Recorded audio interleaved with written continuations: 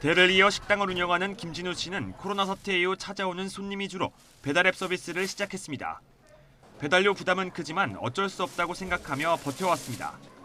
그런데 최근 배달앱을 운영하는 플랫폼 기업들의 요금제 개편 소식에 시름이 깊어졌습니다. 요금제가 개편되면 주문 횟수에 따라 배달 수수료도 덩달아 올라갈 수 있기 때문입니다. 이렇게 되면 결국 음식값도 올릴 수밖에 없다는 판단에 이릅니다. 한 지금 배달 나가는 수수료의 한 10% 정도는 더 늘어난다고 생각하고 있습니다. 손님한테는 배달비를 무료로 이렇게 지금 하고 있는데 앞으로는 배달비를 손님한테 그래도 조금은 비용을 부탁을 드려야 되지 않을까.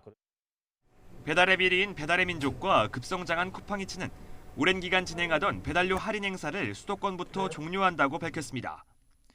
기사 배달비는 최대 1,000원 인상하고 배달앱 중개 수수료도 건당 1,000원의 정액제가 아닌 음식값에 비례해 받겠다고 한 겁니다.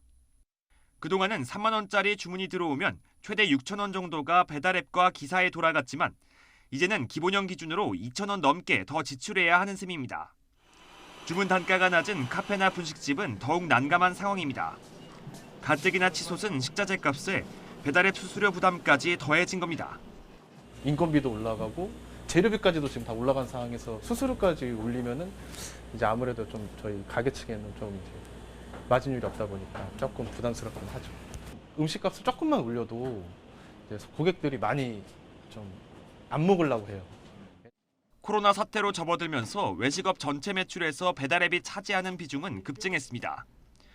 외식업 전체 매출 가운데 배달앱 비중은 지난 2019년 3%대에서 지난해 15%대까지 2년 만에 5배 가까이 급증했습니다.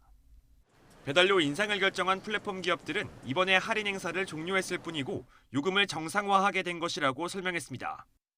그러면서 이번에 업종 특성에 맞게 여러 요금제로 개편했다고 덧붙였습니다. 하지만 실질적으로는 배달앱 수수료와 배달비 모두 인상되는 상황에서 자영업자의 부담은 고스란히 소비자의 몫으로 돌아올 수밖에 없을 것으로 보입니다. YTN 박견입니다.